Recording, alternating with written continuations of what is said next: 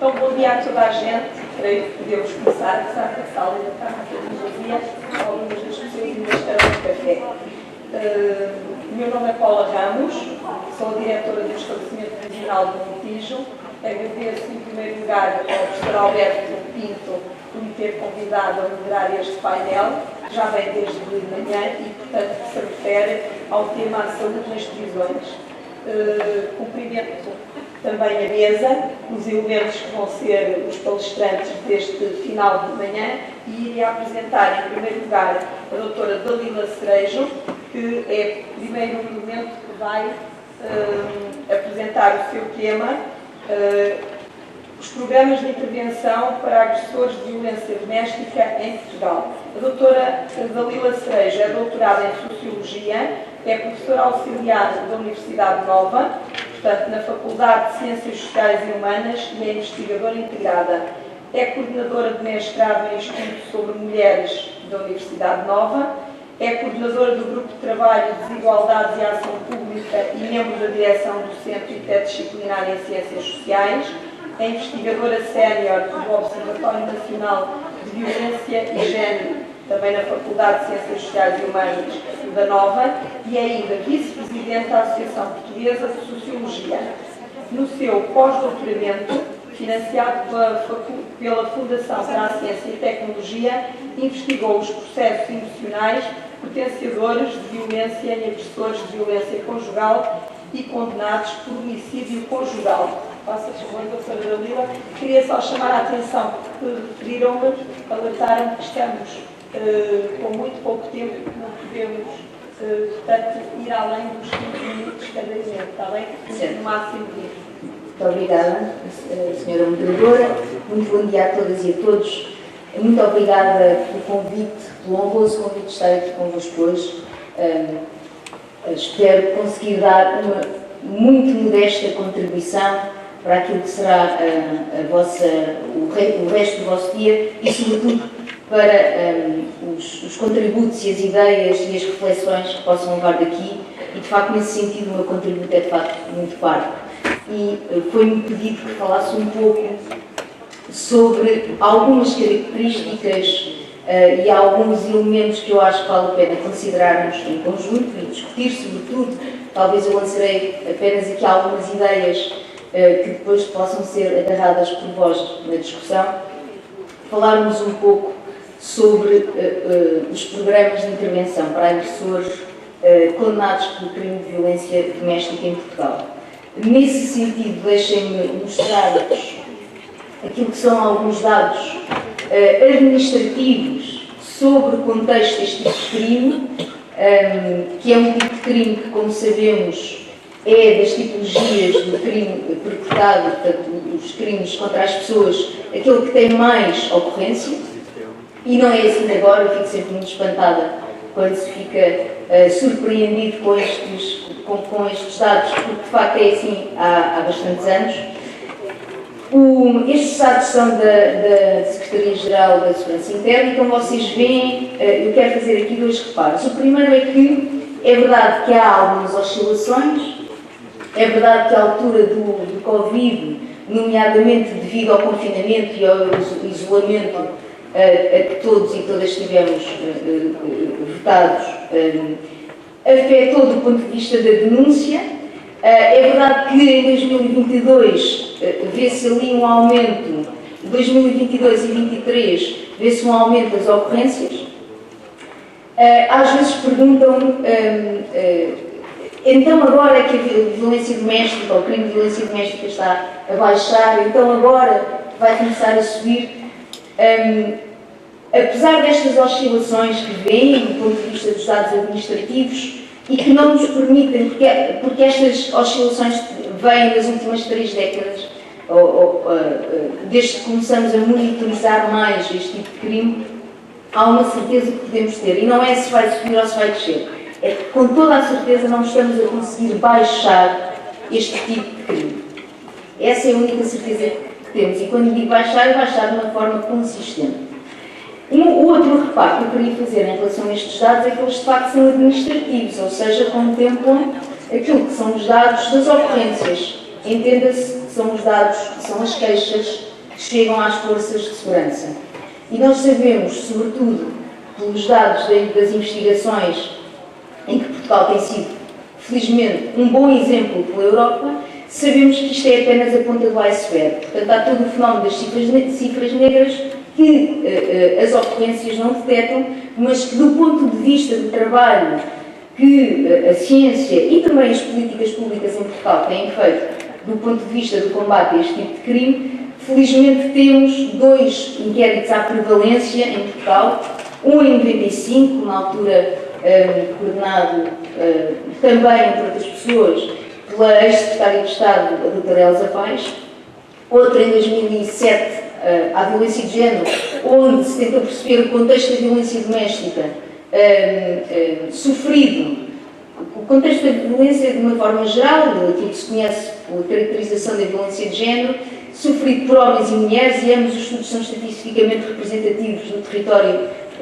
continental e ilhas, e depois recentemente temos um estudo financiado pela Fundação para a Ciência e Tecnologia para tentar perceber o impacto também da violência doméstica, mas de uma forma mais assertiva no contexto da violência relacional, a violência da intimidade,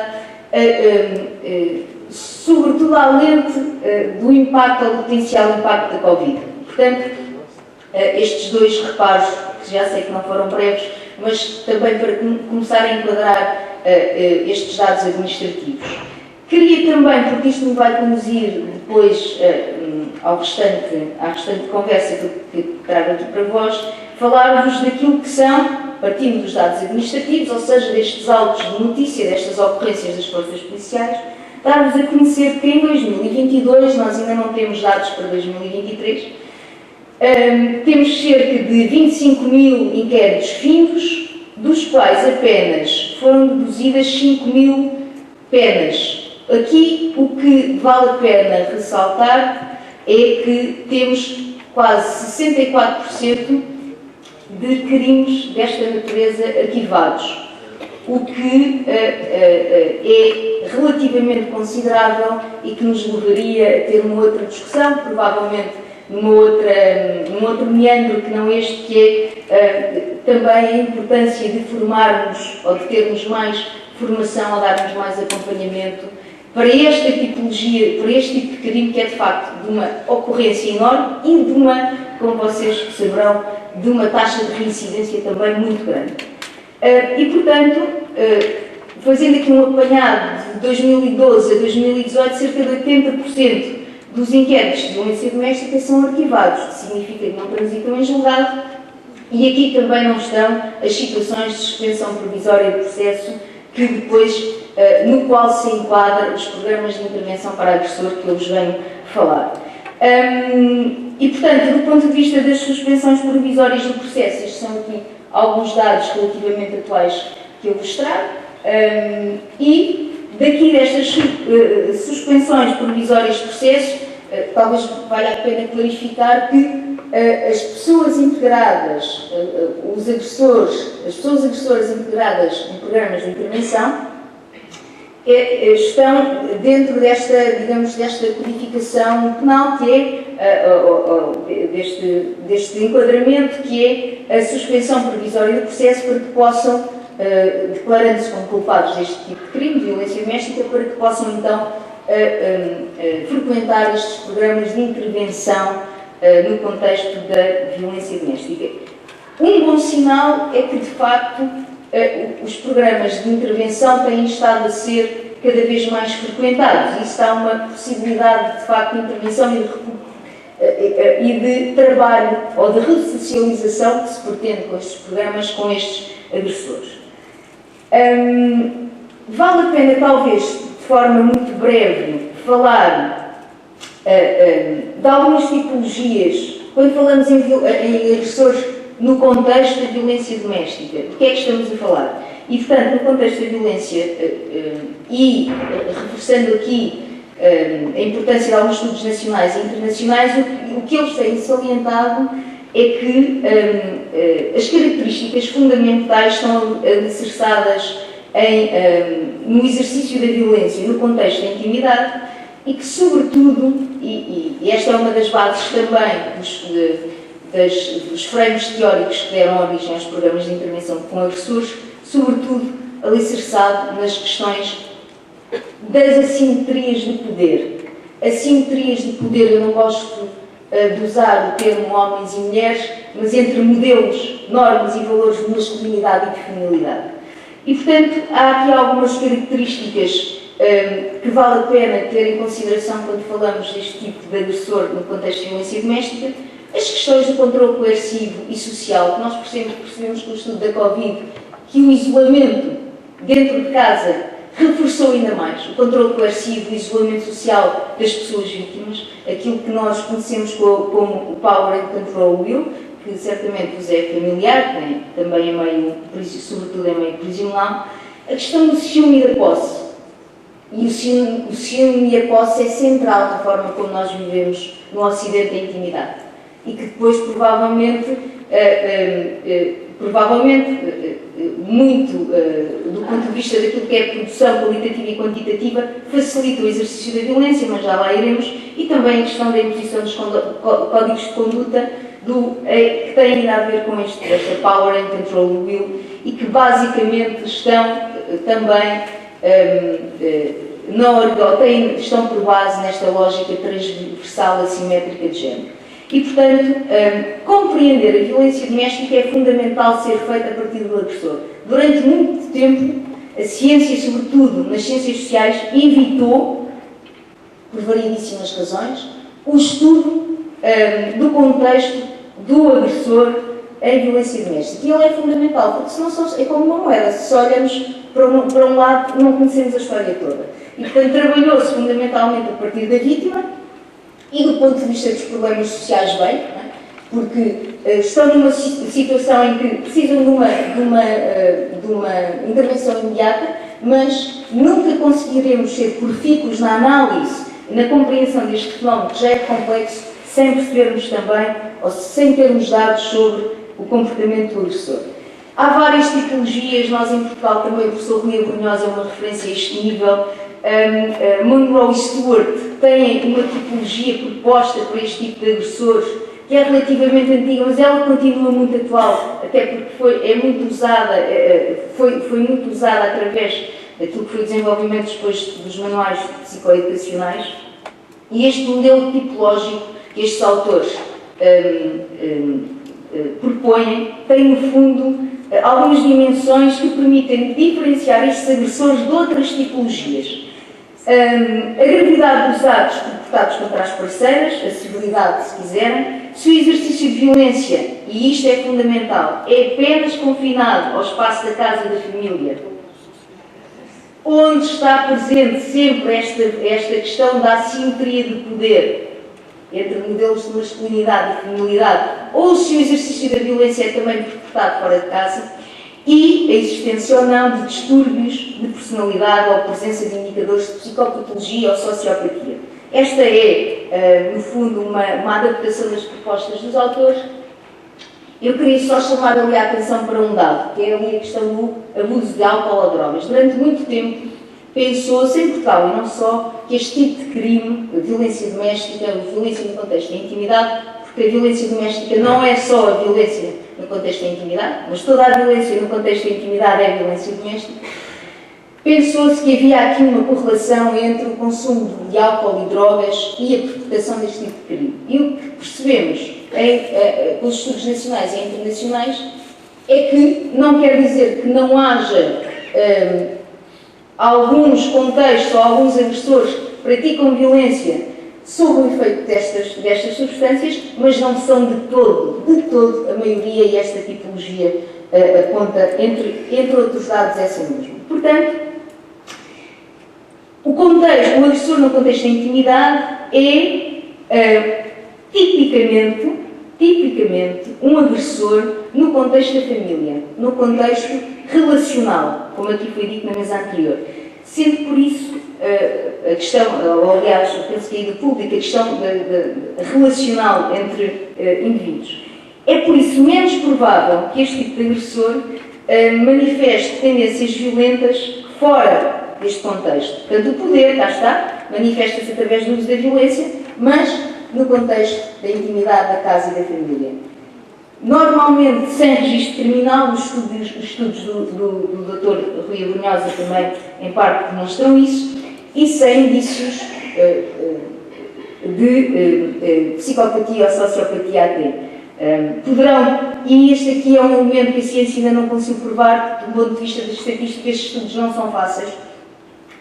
Há, no entanto, uma hipótese muito forte que assistir ou ser vítima na infância deste tipo de violência pode hipotecar o futuro destes atores, ou destes indivíduos. O que é que isto quer dizer? Quer dizer, e aliás, em boa hora, o nosso Código Penal veio há pouco tempo tornar independente a violência sofrida neste contexto pelas crianças, dizendo que apenas assistir a esta violência já deve ser considerado crime, porque hipoteca, no fundo, aquilo que é a forma como estas crianças vão depois viver as suas futuras relações de intimidade.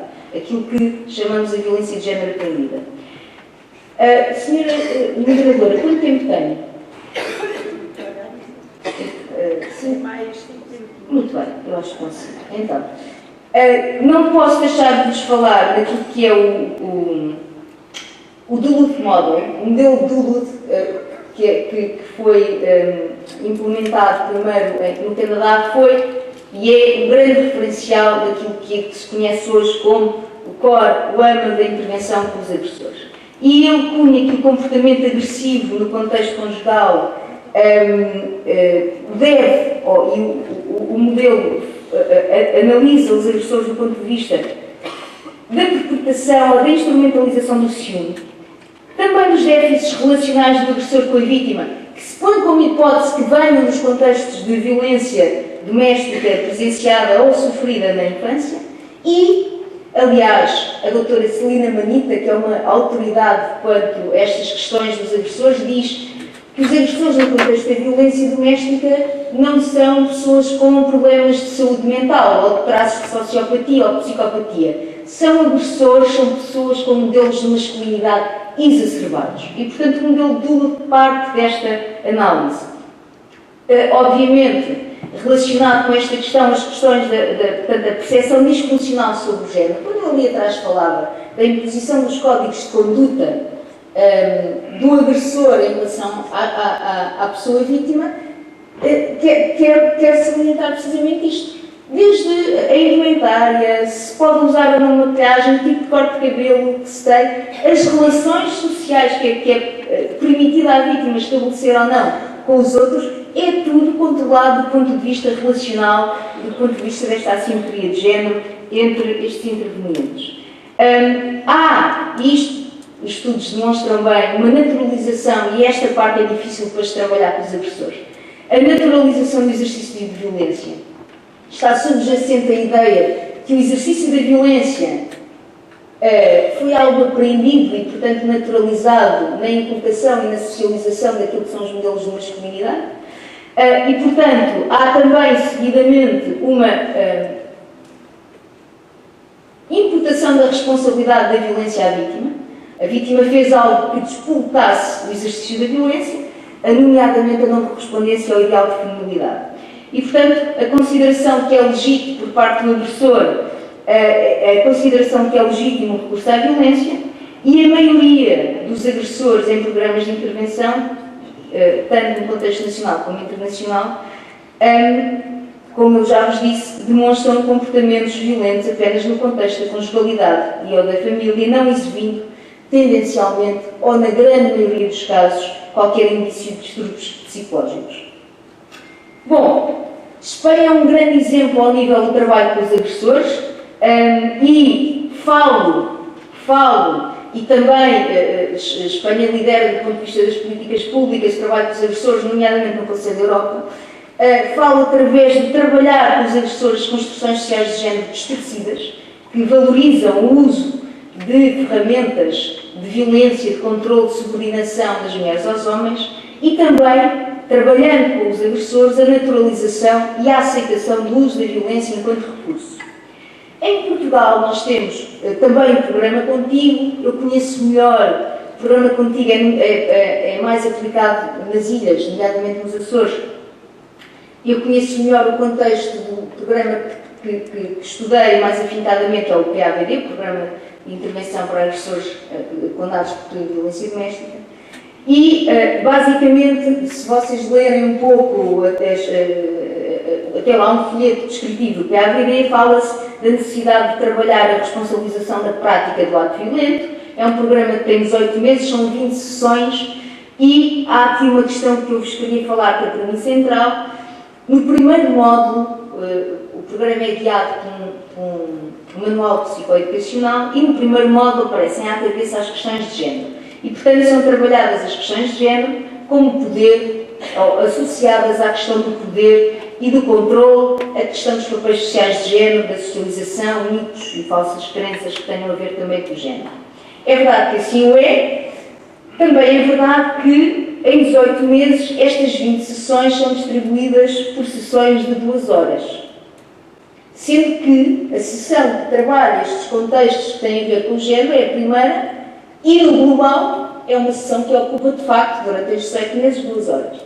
E, portanto, num entender, não falo apenas enquanto cientista, mas enquanto pessoa que conhece também o que é feito de trabalho lá fora, é muito pouco para trabalhar aquilo que para nós, do ponto de vista do conhecimento científico, é central neste tipo de crime, que é precisamente a questão do género. E por isso se associa a violência doméstica ao lote de violências que se caracterizam como violência de género. Eu se calhar tenho que avançar, porque, só para vos dizer que o trabalho depois com os agressores é feito muito através do trabalho de controle das questões da raiva, de estratégias interpessoais para gerir os conflitos, e, portanto, as questões das desconstruções de género ficam lá atrás, naquelas 2 horas que eu vos disse.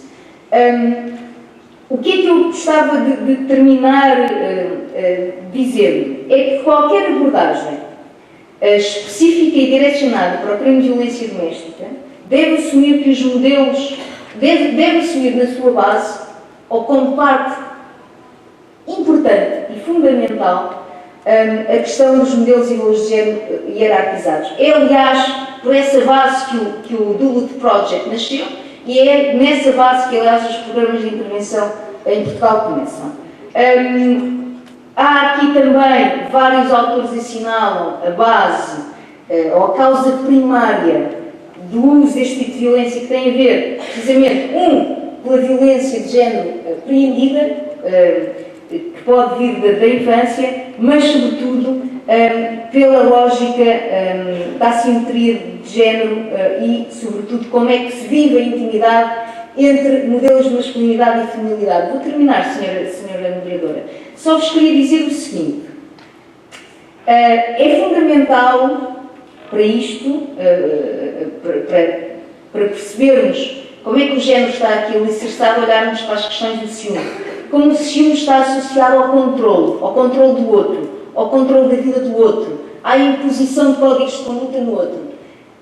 Estão aqui muitos professores e professoras. Pergunto-vos que olhem, ou faço-vos este desafio, provavelmente não terão que pensar muito. Olhem para os vossos jovens e para as vossas jovens, e eu sei que vocês sabem como é que eles vivem a intimidade, e sei que vocês sabem como é que cada vez mais eles e elas naturalizam o uso da violência nas relações íntimas.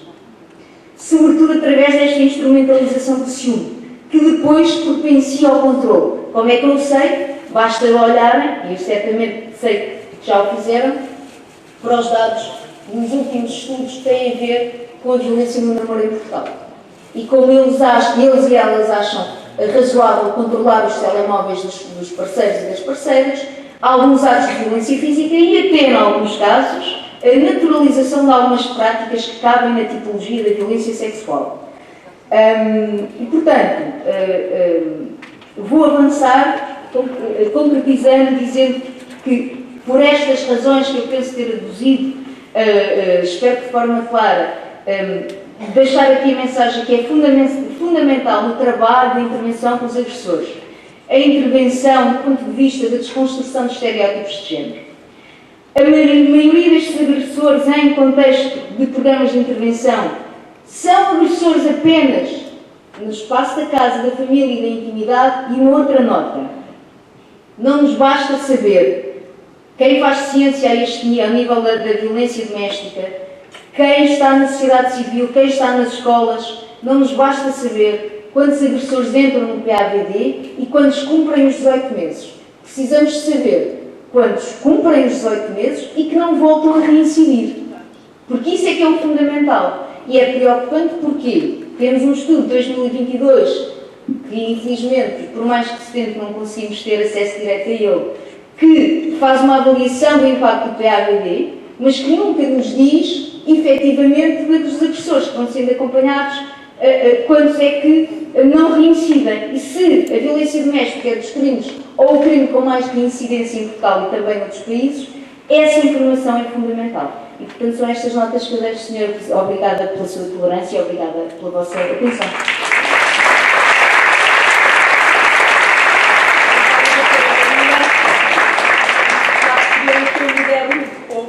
E fiquei elevado a ouvir a doutora Dalila, acho que vocês também, e portanto iria interrompê-la. Em vez de estar a fazer uma súmula daquilo que disse que foi concisa e conseguiu, obviamente, prender a atenção de todas as pessoas que aqui estão, gostaria de dizer, dar só 2 apontamentos.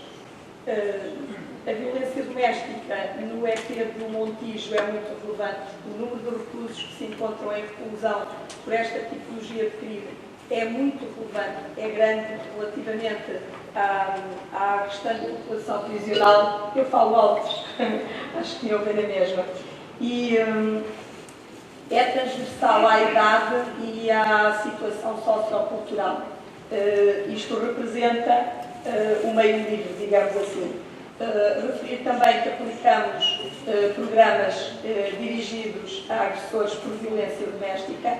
A prisão não pode ser só punição, mas também a integração e o salto para a melhoria de comportamentos no exterior e a prevenção da reincidência. Portanto, os nossos técnicos, não só os nossos, mas a nível nacional e todos os EPs se aplicam, ou na globalidade dos EPs, a essa tipologia de programas. Dizer ainda que me tocou particularmente aquilo que referiu relativamente à violência no namoro. Tenho questionado desde há algum tempo esta parte e talvez porque neste EP é efetivamente muito relevante o número de pessoas por violência doméstica e ouvindo na televisão reiteradamente que há violência no namoro tolerada, o que é grave pelas próprias vítimas, começa a ser quase que habitual. Questiono-me enquanto pessoa se na nossa sociedade isso é um problema, se a escola, e agora falo, estamos aqui uma plateia quase na globalidade de professores, se a escola ou o Ministério da Educação não devia implementar, não sei se existe, mas creio que não devia implementar nos seus programas educativos este tema por prevenção, mas também por educação. A escola educa. Os nossos jovens têm que ser educados para o respeito pelo outro e a violência vem, acima de tudo, pela autoridade e pela falta de respeito relativamente ao outro, seja homem, seja mulher. É mais do sexo masculino ou feminino, mas também existe o contrário. E, portanto, deixo isto no ar, porque eu acho que é um problema que nós vemos nos adultos, mas que começa muito a anterior, portanto, nos jovens, digamos assim. E, adiantando, porque eu também gosto muito de falar, dou a palavra ao Dr. Carlos Ademar, que vai introduzir ou falar-nos, o seu tema é o perfil psicológico do homicida, desafios para a investigação criminal. O Dr. Carlos Ademar é licenciado em História e mestre em História Contemporânea pela Universidade Nova de Lisboa. Esteve na Polícia Judiciária esteve e está na disponibilidade no momento, mas, portanto, faz parte da Polícia Judiciária desde 1987.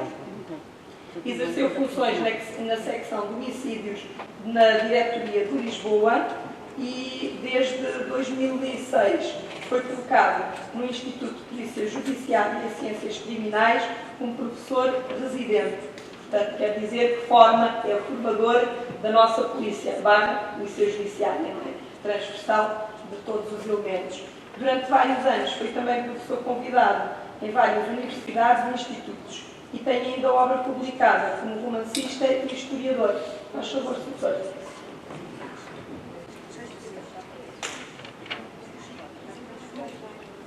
Desta vez vou continuar o tempo. Eu penso que está. Ok, muito bom dia a todos. Eu sei que já passa do meio-dia, mas ainda não almoçamos, portanto, continua a ser bom dia. Muito obrigado pela apresentação, Sra. Doutora.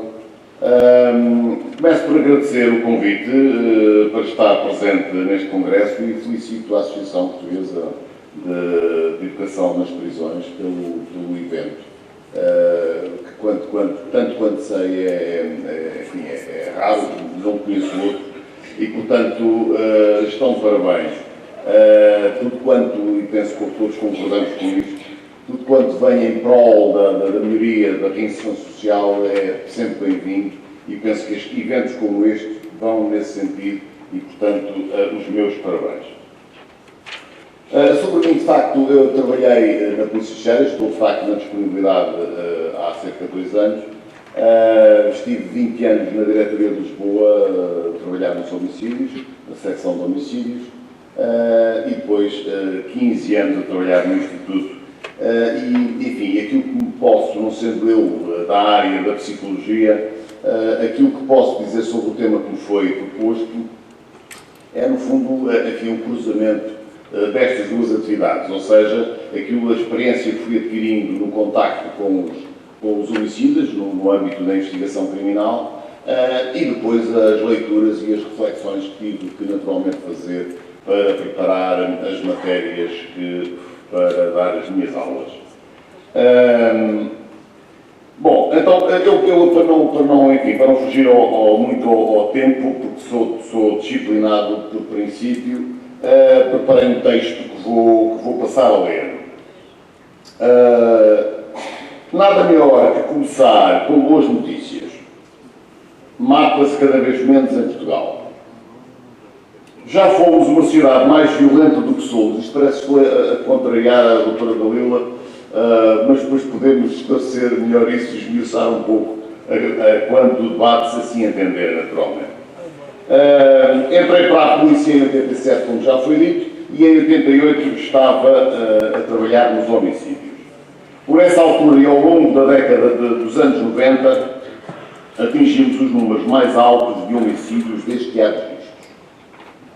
Porém, nunca chegámos a tocar os 400 casos. Ficámos pelos 394, 96, no pico mais alto. Isto, naturalmente, por ano e ao nível de todo o país. O pico chegou-nos em meados da década de 90. Recordo que a década de 90 era o tempo daquilo que eu chamo de cavalo à solta. A heroína mandava em certos bairros de Lisboa e em muitos outros por todo o país. Jamais esquecerei a imagem que guardo do casal Ventoso, de domingo de manhã, quando andava, isto seguramente em 1995, porque os casos não resolvidos ficam sempre connosco, a investigar um crime de homicídio que resultou de um assalto à mão armada perpetrado por um toxicodependente. O medo imperou não tanto do lado da vítima, aparentemente, mas do lado do criminoso. A vítima, apesar de ter uma arma apontada, foi dizendo que tinha sido das tropas especiais e que se o outro não se fosse embora levava uma trepa das antigas. O assaltante, que segundo a testemunha que acompanhava a vítima, de quem nos chegou toda esta informação, já tremia pela evidente ressaca em que se encontrava. Passou a temer ainda mais pelas ameaças que ouvia e às tantas o tiro saiu e foi certeiro. Qual é o perfil psicológico deste homicida? Talvez se deva pesquisar mais na vertente das adições e menos na vertente do homicida. Mas esta história vinha a propósito do casal Ventoso e de uma visita que fiz ao bairro, acompanhado pela testemunha deste caso, para ver se reconhecia o assassino. Não reconheceu o assassino, não era fácil. Isto porque entrámos pela Rua de Baixo, que tinha para aí uns 200, 300 metros, de comprimento por 7 ou 8 de largura. Toda ela estava pejada de pessoas e não andavam à procura de assassinos como eu. Havia casas em ambos os lados e era rara a que não tivesse uma fila de ansiosos por chegarem ao postigo certo por o vendedor ser de maior confiança.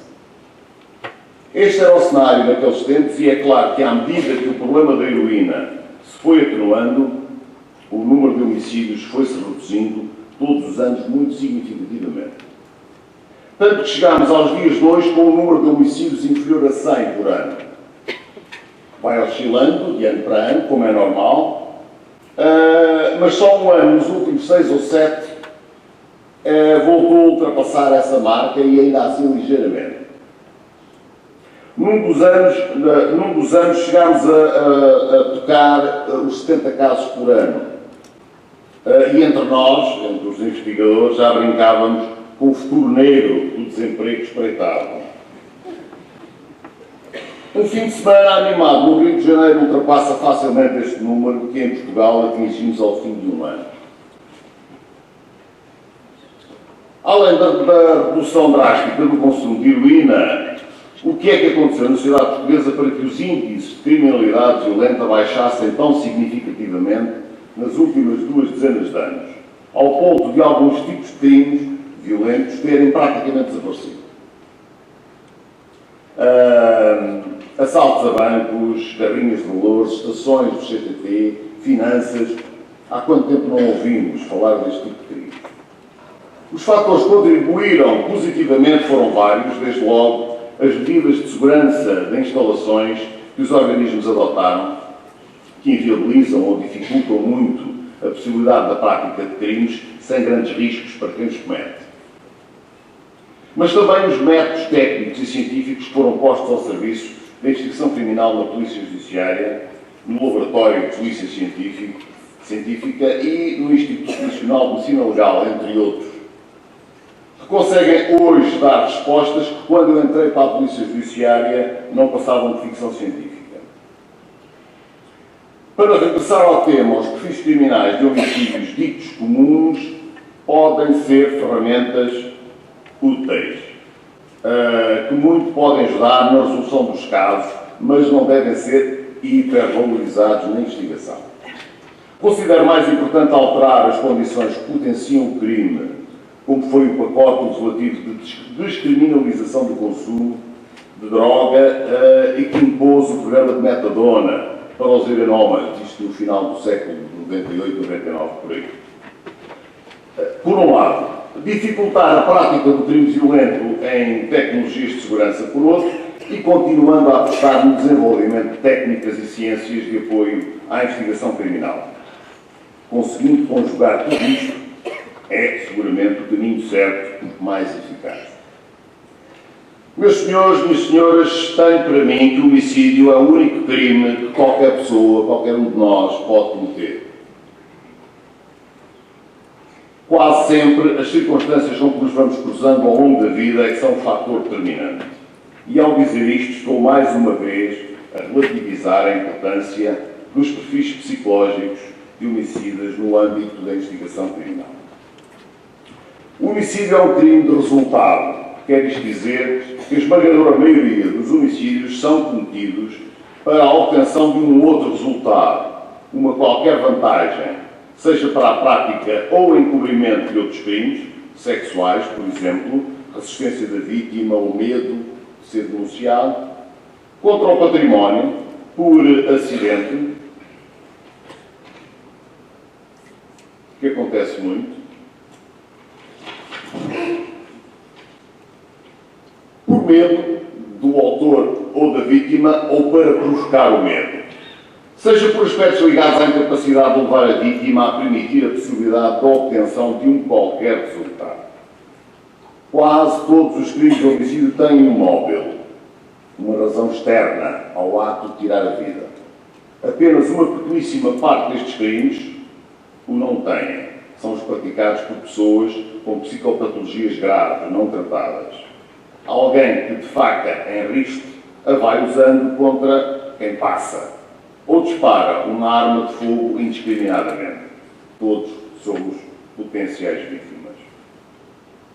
Voltando aos números, em cerca de 70% dos homicídios existe um qualquer relacionamento entre vítima e autor. 70%. Cometendo estes autores quase sempre apenas um homicídio ao longo da vida. Os restantes cerca de 30% são situações em que essa relação criminoso/vítima não existe. Trata-se de percentagens que não variam muito ao longo dos anos.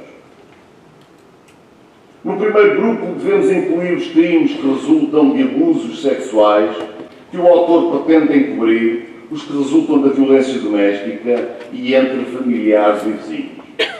No segundo grupo, estão os que resultam da prática de outros crimes, mas também os sexuais entre desconhecidos, quase sempre por desistência da vítima, mas também os tais que são praticados sem móvel, por doentes com psicopatologias graves não medicadas.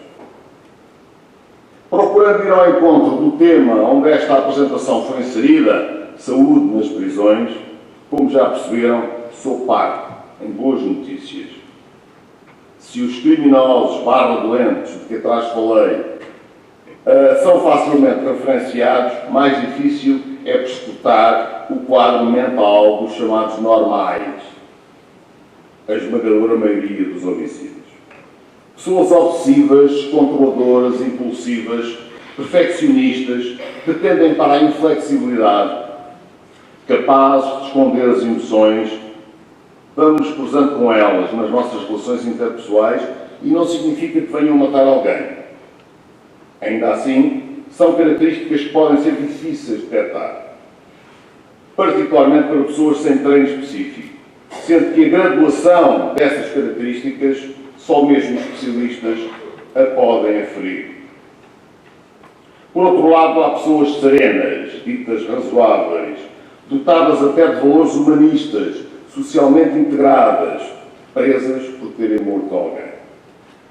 Sempre ouvi dizer, mas disto os senhores sabem mais do que eu, que os presos menos problemáticos são os homicidas. Os tais que só cometem um crime ao longo da vida, além dos fatores psicológicos do criminoso.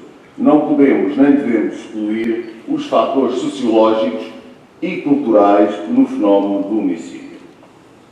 Reconheço uma enorme utilidade nos perfis criminosos específicos, como por exemplo incendiários, pedófilos ou outros abusadores sexuais. No que toca a homicidas, valorizo o estudo, particularmente para os casos mais complexos, mesmo dentro dos chamados crimes comuns, para fazer a distinção do crime organizado. Mas é nos crimes de homicídio em série, fenómeno muito pouco frequente entre nós, felizmente, que o trabalho da psicologia, designadamente no campo dos perfis, pode ser determinante. Quando falo de crimes em série, lembro-me, inevitavelmente, até porque não temos tantos exemplos assim na nossa história criminal, do Estripador de Lisboa, que todos ouviram falar e que alguns ainda acompanharam nas notícias de televisão, que foram muitas. Este tipo de crimes, sim, como já disse, deve ser alvo de estudo sob o ponto de vista não apenas da psicologia, mas da psiquiatria e até no âmbito da sociologia criminal. Infelizmente para todos nós, para estudar, dá muito jeito de expor o criminoso, o que neste caso não foi possível. Alguns falam do Cabo Costa, que há uns anos matou 3 raparigas lá para Santa Comba. Ao contrário do Estripador, não trabalhei neste caso. E o que sei foi vinculado pela comunicação social. Traçar um paralelo entre os dois casos é sempre positivo como elemento de estudo.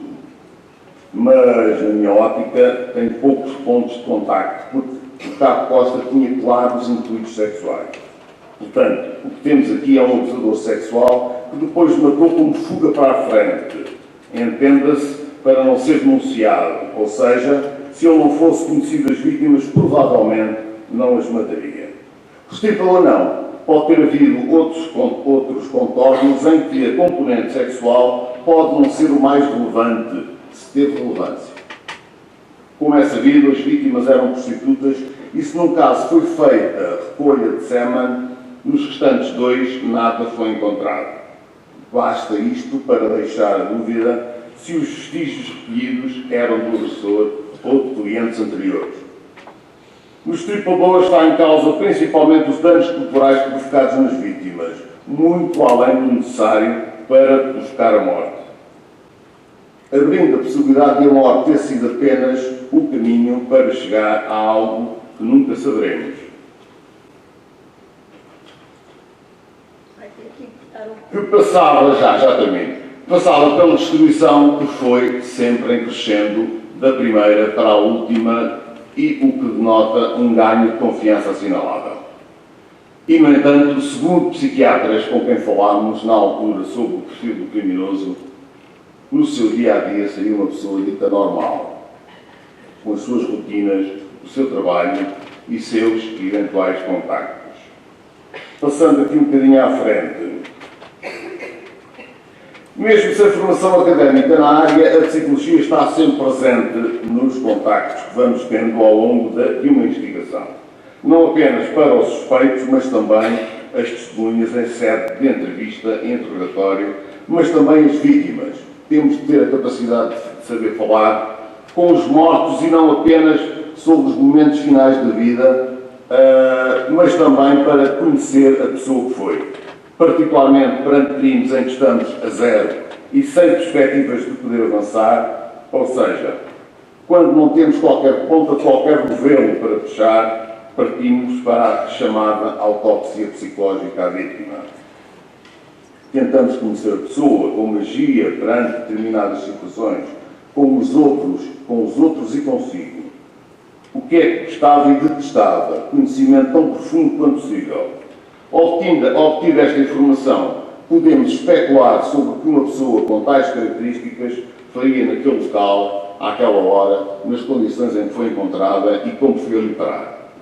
As respostas a estas perguntas podem ajudar a perceber o móvel do crime, a resposta ao porquê.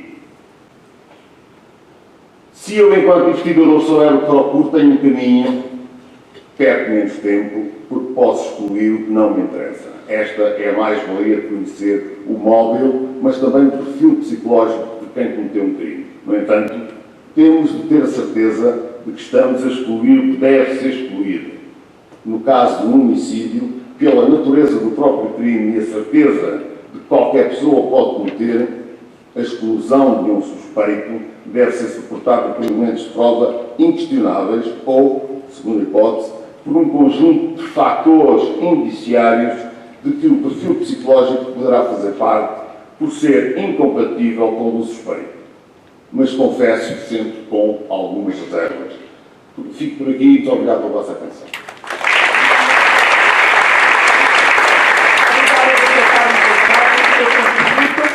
E, considerando o adiantado da hora, eu vou já dar a palavra ao Sr. Professor Dr. Ricardo Barroso, que se encontra online para conversar um bocadinho connosco e o tema adscrito ao Dr. Ricardo Barroso é o abuso sexual de menores, prisão ou tratamento.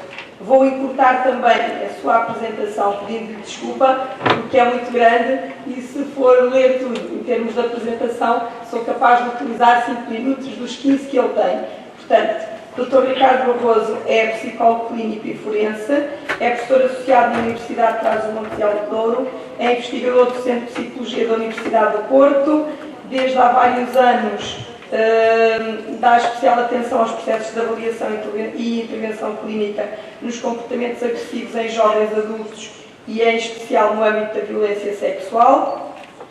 É autor do programa Pré-20, direcionado para adolescentes, portanto, prevenção na violência interpessoal, e no âmbito da intervenção psicológica com agressores, foi já consultor em organizações governamentais. Foi também nomeado membro do Grupo VITA, que todos conhecemos, criado pela Conferência Episcopal Portuguesa, no sentido de coordenar a resposta da Igreja Católica relativamente aos abusos sexuais. Atualmente é Presidente da Sociedade Portuguesa de Psiquiatria e Psicologia da Justiça e é Presidente da Assembleia Geral desta associação que promoveu este evento. Faz favor, Sr. Doutor. Obrigado. Peço só que me confirmem se estão a ouvir a minha... Sim, ouvimos bem. Sim, muito bem. Muito bem, obrigado. Muito obrigado, Sr. Diretor, muito obrigado. Queria cumprimentar, antes de mais, os colegas do painel. Deixem-me saudar, fazer aqui uma saudação especial ao Dr. José Alberto Pinto, Presidente da Associação de Educação das Corporações, pelo trabalho que tem vindo a realizar e também pela organização deste evento, com muitas outras pessoas, mas seguramente aqui o mentor deste evento. E eu vou abordar aqui um pouco a questão dos abusos sexuais, de uma forma muito resumida e cumprindo também o meu tempo, refletindo aqui um bocadinho em relação à questão do âmbito da violência sexual e deste contorno. Eu começo esta minha apresentação com... Este é um gráfico de um relatório já com alguns anos das Nações Unidas e recorre a uma pirâmide para nos mostrar a magnitude dos problemas da violência sexual. Nós temos, nesta pirâmide, nós temos aqui cume, não é? Só que, portanto, temos aqui o cume, são os crimes sexuais fatais, é uma minoria, mas acontecem. Depois temos aqui um conjunto de linhas verticais e horizontais, diagonais. Enfim, nesta primeira linha, o que nós temos é os crimes que são reportados à polícia. Peço desculpa, não estamos a ouvi-lo muito bem e a vê-lo ainda melhor, no entanto não vemos os slides, está bem? Não está a partilhar os slides relativamente aos quais está a reportar, não aparecem, só nos aparece o slide inicial. Em modo de apresentação, tem que pôr em modo de apresentação.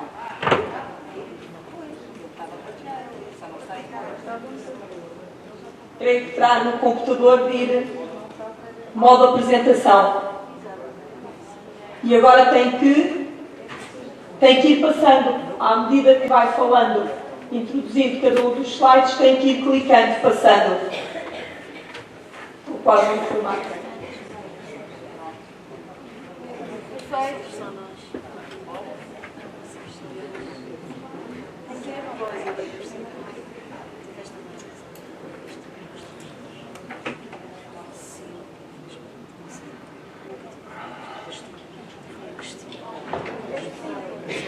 Podem confirmar se agora... Não estamos no inicial ainda. Quando partilhar o ecrã, escolha partilhar ambiente de trabalho, partilhar ecrã, assim vimos tudo o que está a ser visualizado no seu computador. O ecrã está partilhado. É preciso pôr em modo de apresentação diapositivos. Já está. Peço desculpa. Então, eu, voltando aqui só um bocadinho atrás, recorrendo a esta imagem, este esquema num relatório das Nações Unidas, e procura-nos aqui mostrar a magnitude do problema da violência sexual. Nós temos aqui, portanto, nesta pirâmide, o cume, que são os crimes sexuais fatais, que são uma minoria, mas que acontecem. Depois temos aqui, nesta linha inicial, nesta primeira linha, portanto, temos os crimes que são reportados à polícia, depois temos os crimes que são de crimes sexuais que são detectados em questionários, em inquéritos. Imaginem, eu faço um inquérito numa universidade, 2.000 alunos, e recorrendo dado o anonimato e a confidencialidade dos dados, portanto, há pessoas que nunca reportaram a sua informação e que nos dão-nos essa informação, portanto, também detectamos esses casos. E depois aqui na base temos os crimes sexuais que nunca vêm à luz do dia por questões de vergonha, culpa, porque a vítima percepciona como difícil a prova, por um conjunto de motivos. Nas outras linhas temos aqui os crimes sexuais cometidos nas relações de casamento e de namoro. Há bocadinho a apresentação da colega, na primeira apresentação, demonstrou um pouco também algumas desta parte, destas relações sexuais forçadas nas relações de casamento e de namoro. Depois os crimes sexuais por estranhos e outros tipos de crimes sexuais que podem ocorrer através de ameaças, intimidações, etc. Bom, mas o que eu gostava só de mostrar, reparem, nós só temos acesso a esta pequena parte da informação. Ou seja, os crimes que são reportados à polícia, os crimes sexuais que são reportados à polícia, é uma estimativa, evidentemente, mas é apenas uma pequena parte. Se olharmos para o resto da pirâmide, nesta proporção ou desproporção, apenas temos acesso é esta pequena parte de informação. E aquilo que tem acontecido nos últimos anos, isto por um lado, é importante pensar, portanto, a desproporção de dados, de informações de crimes sexuais que não são reportados e que eventualmente deveriam ser. Mas, por outro lado, tem acontecido aqui um outro fenómeno que parece importante, que é, quando nós olhamos as estatísticas nos últimos anos, tendemos a ver em vários países do mundo, inclusive um bocadinho também em Portugal, não é expressivo, mas nota-se um aumento destas denúncias de crimes sexuais. Contudo, não há nada, do ponto de vista técnico, que nos diga que agora, em 2024, existam mais crimes sexuais do que aqueles que existiam há 20, 30, 40, 50 anos. O que existem de uma forma diferente, são praticados de uma forma diferente, com determinado tipo de especificidades, mas não há nada que nos indique isso. O que parece que está a acontecer nos últimos anos é que existe cada vez mais denúncias. E isto acontece porque, desde o trabalho que é feito, por exemplo, nas escolas e em muitos outros contextos, a primeira mensagem que se passa é: se acontecer isto, isto e isto, portanto denuncia, se alguém te tocar aqui, fala com a tua mãe, fala com o teu pai, fala com o professor. E é o excesso de denúncia, uma maior literacia também por parte dos pais, um conjunto de técnicos, que faz com que esta linha que aqui está vá descendo progressivamente. E se quiserem até, de alguma forma, aquilo que nós queremos quando estamos a fazer intervenção, e muitas outras pessoas que estão no terreno, escolas, enfim, universidades e muitos outros contextos, o que querem é que esta linha deixe o máximo possível. Portanto, este é um aspecto que eu gostava de destacar, que tem a ver com esta magnitude e com provavelmente uma necessidade que todos nós temos, eventualmente, de olhar para as estatísticas sempre com muito cuidado em todo este processo. E vou falar agora de alguns dados que nós temos vindo a captar nos últimos anos relativamente a estes crimes sexuais. Isto são, como sabem, os crimes sexuais, evidentemente, podem ser praticados por adolescentes ou adultos, em relações homossexuais ou heterossexuais, por homens ou mulheres, vamos já falar sobre isso também, e neste caso dos adolescentes nós fizemos este estudo, portanto fomos buscar todos os dados que tinham sido, todos os adolescentes, jovens, adultos, que estavam na altura em centros educativos e também na escola de Leiria, enfim, fomos buscar também alguns desses dados, jovens adultos, portanto tinham cometido aqui os crimes sexuais ainda nesta faixa etária da adolescência, detectámos na altura 140 e nestes 140, através de uma escala, enfim, se depois tiverem curiosidade podemos falar sobre isso, detectámos 29 já com interesses sexuais pedófilos, algo mais enraizado, ou seja, cerca de 21%.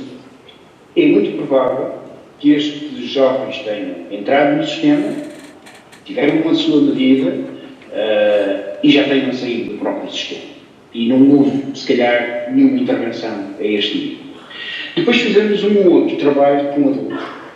Isto é, exatamente o mesmo processo que fizemos de adolescentes, fizemos de adultos, vamos buscar, neste caso, em 75, aplicámos exatamente a mesma, enfim, uma grelha que nós temos, através dos colegas então, canadianos, e detectámos 16%.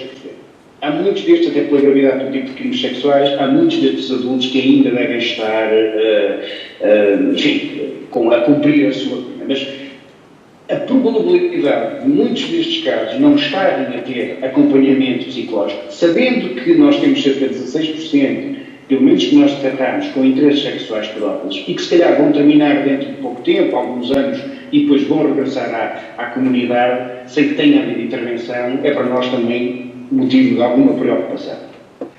E, já agora, deixando só aqui uns dados, muitas vezes entende-se que as mulheres não cometem crimes sexuais diretos, ou até a prática do abuso sexual direto sobre crianças, por exemplo. Isto é apenas um apanhado de alguns estudos que têm sido feitos no mundo, em que, em vários países, Austrália, Canadá, Estados Unidos, enfim, nós temos aqui um conjunto de outros percentagens, alguns têm encontrado mais ou menos, mas um pouco aquela ideia que se tem que algumas mulheres podem não cometer ou não têm um interesse sexual abusivo, ou às vezes até o crime sexual que cometem é por colaboração, por isto.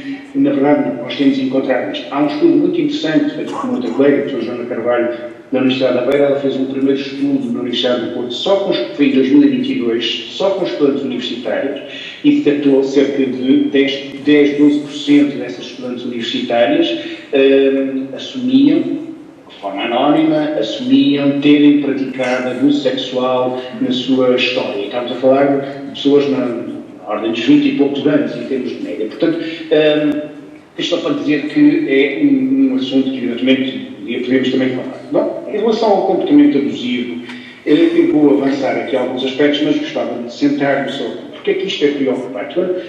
E de uma forma muito resumida, o que acontece no ser humano é que, a partir do início da adolescência, começa a haver o desenvolvimento das características sexuais secundárias, começa a haver o desenvolvimento secundário normal, normativo.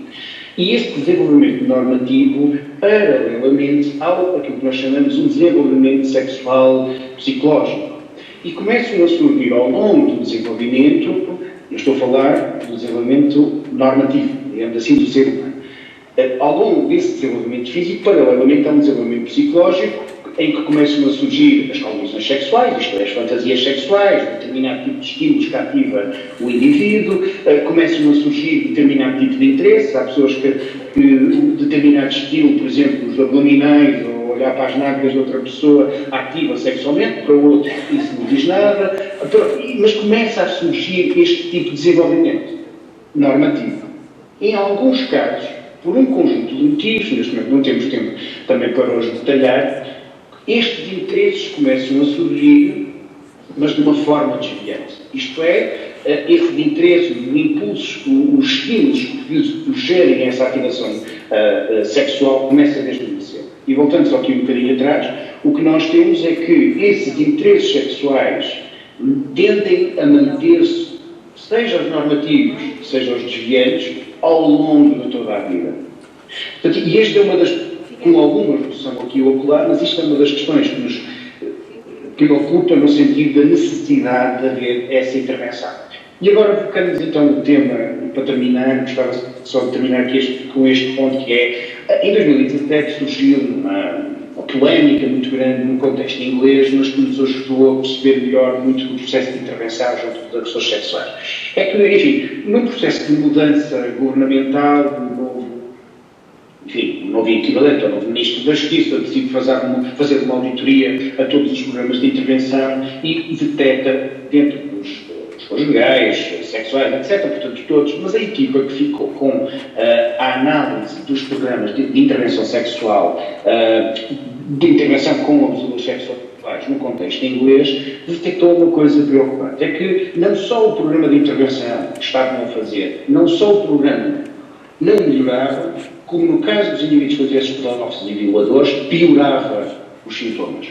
E aquilo que, enfim, a polémica na altura até surgiu mais porque, portanto, a ministra escondeu o relatório, depois criou-se mais uma polémica mediática do que propriamente pelo resultado, embora o resultado era preocupante. E após o incidente, o que é que surgiu? Então, o que é que as coisas pioraram? Primeiro, no contexto inglês, o foco não era tudo. Isto é, qualquer pessoa fazia aquela intervenção. Qualquer pessoa que estava ali, enfim, com menos que fazer, pegava no manual e ia fazer esta intervenção. Isto é um problema e que não se pode verificar. Outra questão tem a ver com uma atenção manualizada e especializada. Isto é, haver uma diferenciação de agressores. Um comportamento como pegarem todos os agressores que estão naquela cadeia, metê-los todos numa sala, sejam violadores, interesses sexuais, abusadores de crianças ou outros, é contraproducente. Porquê? E é isto que piorava muitos dos resultados. É que há um indivíduo que abusou, imaginem, de uma adolescente, ao ouvir a história de outro que abusou de uma criança, há uma espécie de racional que diz, a minha é adolescente, quer dizer, aquilo é de uma criança. É quase como uma justificação para o mal que fez. Né? Há uns que fizeram piores do que ele. E esta crença, esta ideia vai reforçando muito destes indivíduos, e isto, em alguns momentos, isto por um lado, e por outro, a partilha de um conjunto de estratégias, a partilha de um conjunto de técnicas de pesquisa, do aliciamento, é também algo preocupante. Portanto, e uma das questões que temos aqui é que a intervenção deve ser individual, preferencialmente individual, e não para evitar isto. Professor, se puder acelerar um bocadinho, muito agradeço, senão a colega posterior não vai ter tempo de falar, está bem?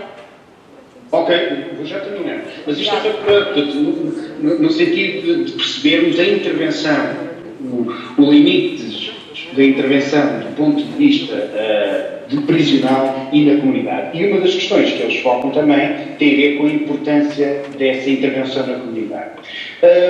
Então, e terminando aqui, em 30 segundos, o que é que, respondendo um pouco a esta questão, este desafio que foi colocado para esta apresentação, é a questão da prisão. Sim, é fundamental a contenção disciplinar. Estes casos, até pelas próprias características, é importante, mas não basta. Isto é preciso, de facto, essa intervenção. Os estudos têm demonstrado essa eficácia, mas há dois aspectos que me parecem importantes, e acho que é importante até refletir, que é se os profissionais tiverem formação especializada. Isto, evidentemente, o tema cria alguma repulsa, cria algum distanciamento, nem todas as pessoas, e legitimamente, se disponibilizam na área da psicologia ou psiquiatria, muitas vezes até para trabalhar com estes temas, e isto, evidentemente, é preciso uma formação especializada também para eles. E depois, a necessidade, depois, na comunidade, haver essa continuidade de intervenção ao longo do tempo. Nós estamos a falar de indivíduos que, muito provavelmente, em alguns momentos, podemos estar a considerar uma doença crónica e a necessidade de haver essa continuidade. E pronto, termino por aqui. Desculpa pelo alargamento do tema. Muito obrigada. Muito obrigada.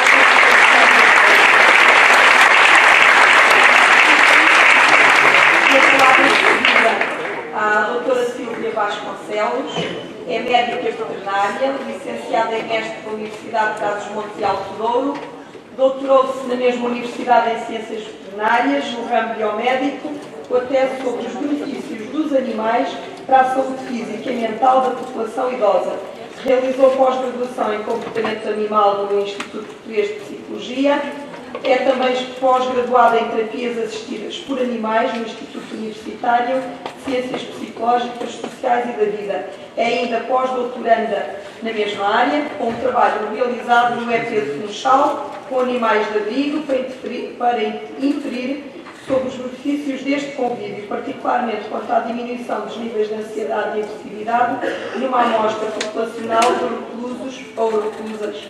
Trabalha na administração pública, numa divisão de animais de companhia. É exatamente sobre este tema que nos traz as intervenções assistidas por animais, AA, na promoção de bem-estar e prevenção de comportamentos agressivos nas prisões. Um caso de estudo, caso piloto, no EP do Funchal. Muito obrigada. Muito obrigada. Boa tarde a todos. Eu vou só fazer um parênteses de esclarecimento antes de começar esta apresentação, para tentar explicar à maior parte das pessoas que se inquirirão aqui porque é que faz uma médica veterinária, verdade que certificada em terapias assistidas por animais, neste contexto prisional e para mais da educação. As intervenções assistidas por animais podem ser as atividades propriamente ditas, recreativas, lúdicas, mas podem ser também terapias, entramos aqui no âmbito da saúde, e podem ser de educação. Sim, há educação, há programas de educação assistida por animais com grande sucesso, nomeadamente nas leituras assistidas por animais a crianças. Mas agora passo ao trabalho que me trouxe aqui.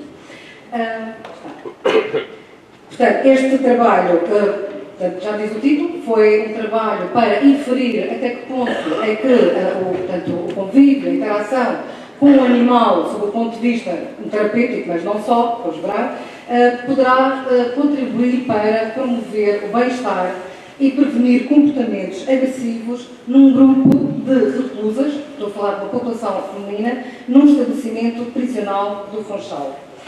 Os animais, de facto, assumem cada vez mais espaços sociais, estão nas nossas casas, mas já passaram para hospitais, já passaram para lares de idosos e também para os estabelecimentos prisionais. Além do objetivo lúdico, que o há, e não tem qualquer problema em assumir, é bastante relevante este objetivo, também assumem uma importância crescente na mediação, e digo, os animais não são terapeutas, eles são mediadores de terapias. São catalisadores, se quiserem, entre o terapeuta e o utente que está a ser tratado.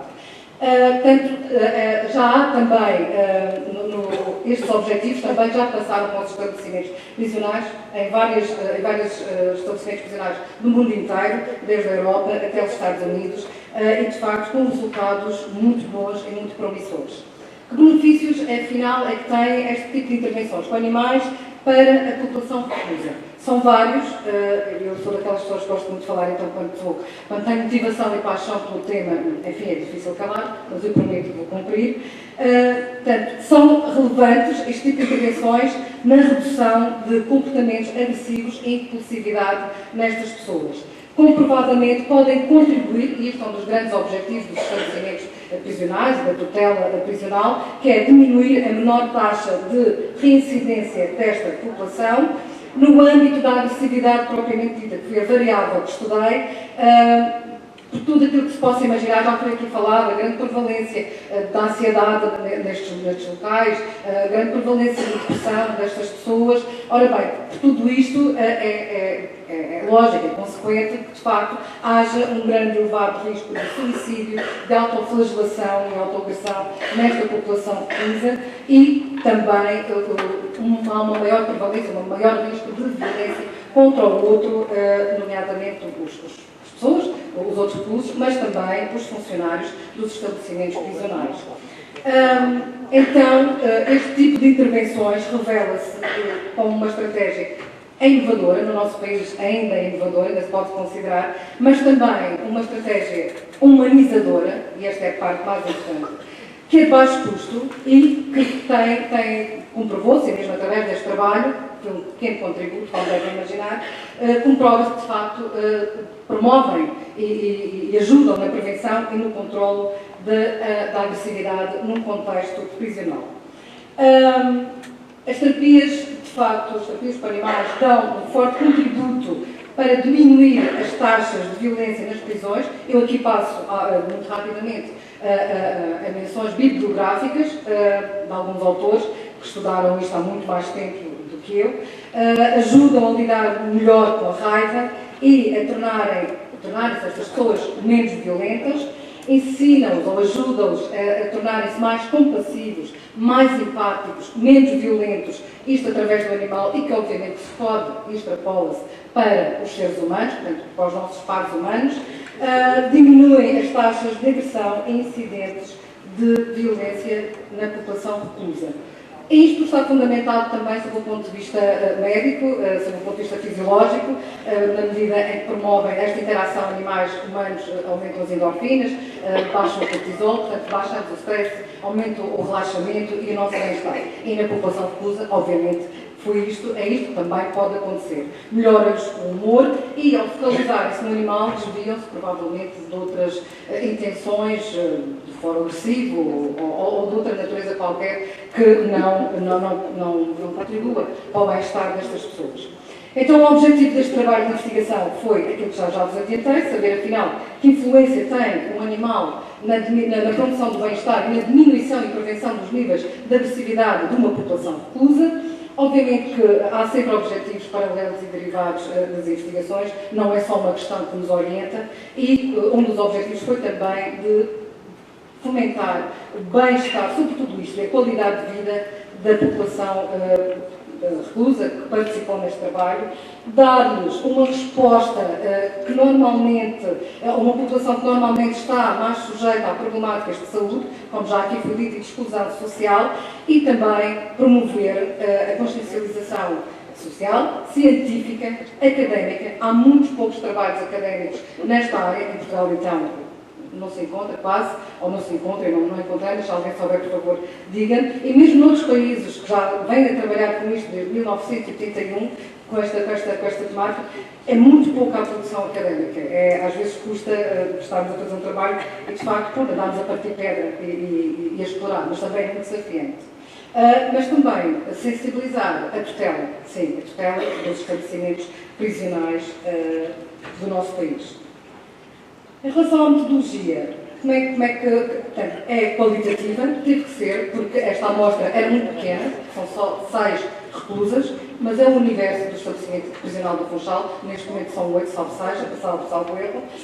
Quantitativa, portanto, a parte científica, nós queremos em números, queremos objetivar os resultados, queremos que seja tudo muito objetivo e muito concreto, e também foi feito através do uso de escalas de medição da agressividade e exploratória, como vos disse.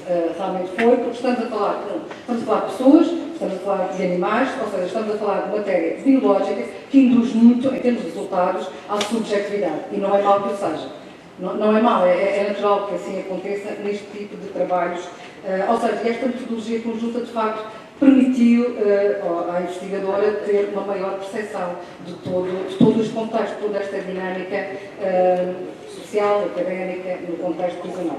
Então, apresentou-se o projeto de intervenções assistidas por animais ao senhor diretor, na altura do estabelecimento prisional do Funchal, que aceitou imediatamente. Depois o projeto foi anunciado à população reclusa feminina, porque foi com ela que se trabalhou neste caso.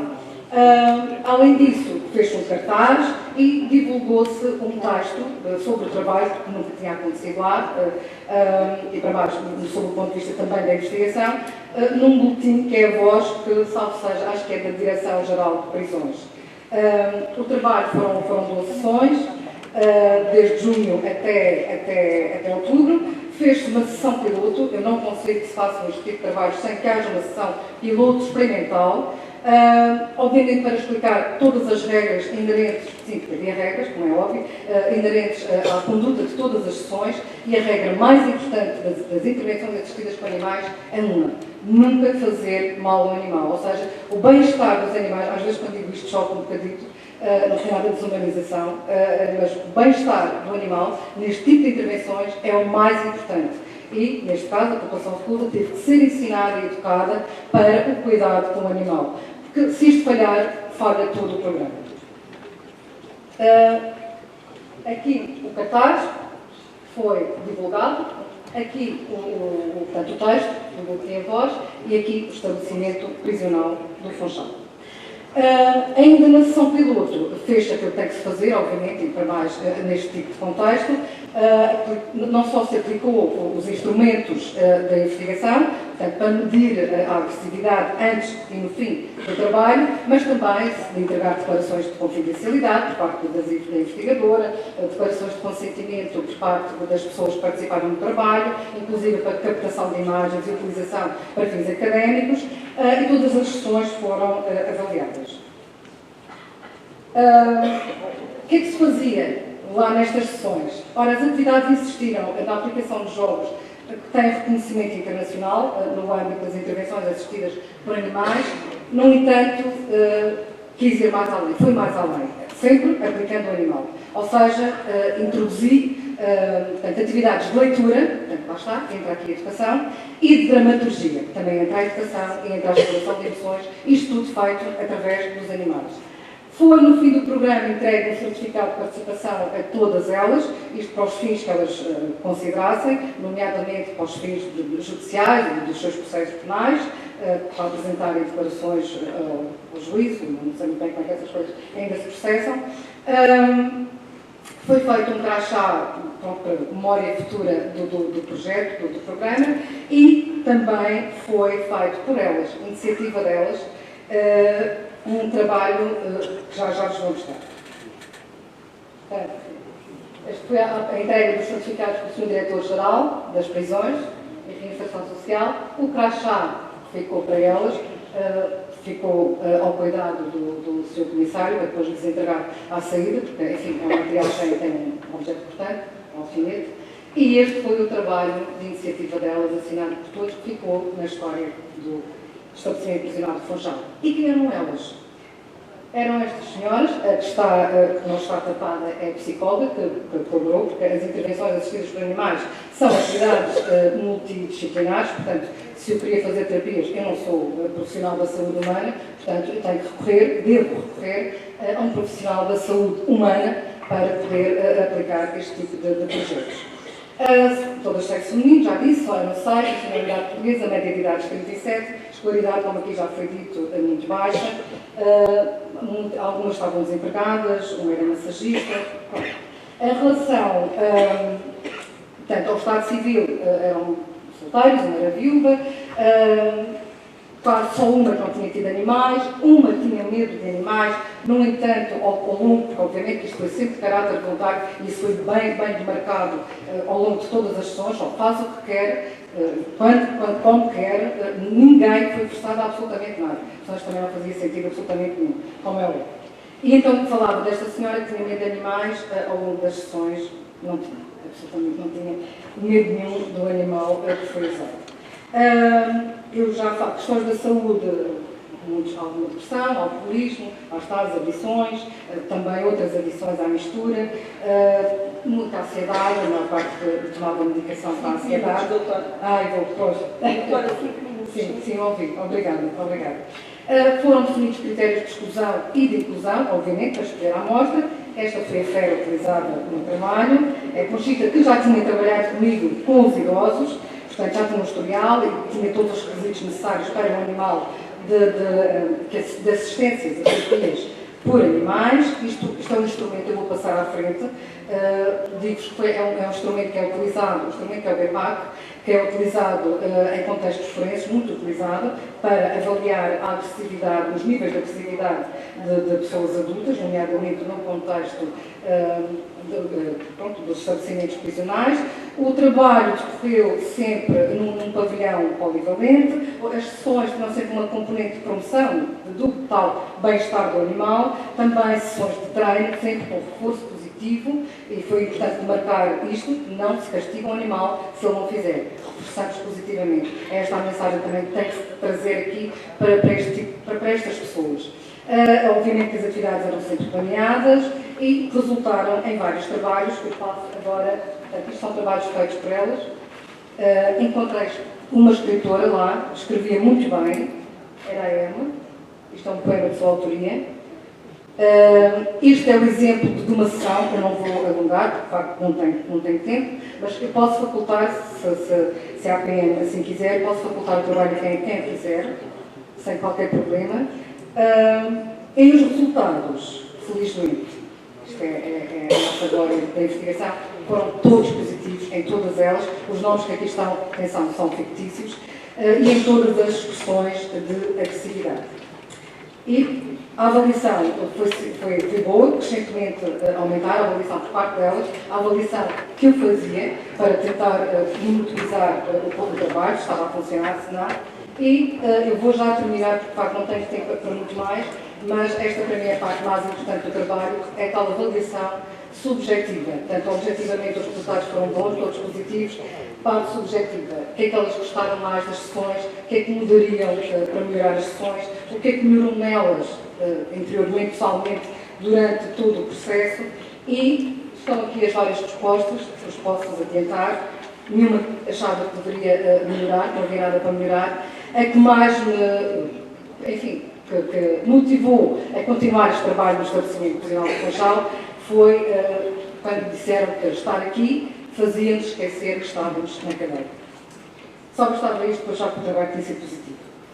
Quanto a resultados, obviamente que eu não posso estar a fazer generalizações dos resultados que tive neste trabalho para todos os outros, porque este é uma amostra muito pequena, este é um trabalho experimental no universo exploratório, no universo prisional em Portugal, mas espero mesmo que possa contribuir para abrir portas a outras abordagens terapêuticas e de intervenção dentro dos muros, para além daquelas que já se fazem, medicamentosa, psicológica e bem, que possam também incluir este tipo de trabalhos dentro do universo prisional, neste caso português. Porque acho que ainda tenho uns segundinhos, não tenho, espero ver. Porque a verdade é que este tipo de intervenções assumem só uma estratégia que é promissora, porque são uma ferramenta útil e económica, eu há pouco disse que tinha baixos custos, para melhorar as variáveis de saúde, nomeadamente a saúde mental, controle emocional daquelas pessoas, promoção da empatia, da paciência, controle da impulsividade e da agressividade, entre tantos outros benefícios, seja em pessoas do sexo feminino como do sexo masculino. Portanto, eu termino fazendo votos, de facto, que estes trabalhos continuem. Aliás, que se inserem mesmo naquele conceito que não é novo, mas que está muito em voga, que é o conceito uma só saúde para todos. Pessoas, animais e o ambiente, o planeta. Portanto, obrigada.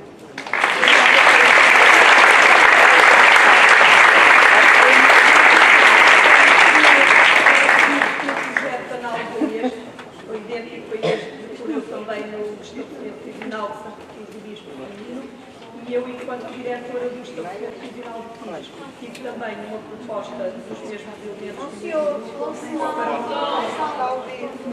Peço desculpa. Só dizer que um projeto análogo também decorreu no Estabelecimento Prisional de Santa Cruz do Bispo, no feminino, com idênticos contributos e recolha de contributos, também muito favorável. E eu, enquanto diretora do Estabelecimento Prisional de Tis, tive também uma proposta idêntica que aceitei, que deduzo que a minha colega depois implementou. Dado o adiantado da hora.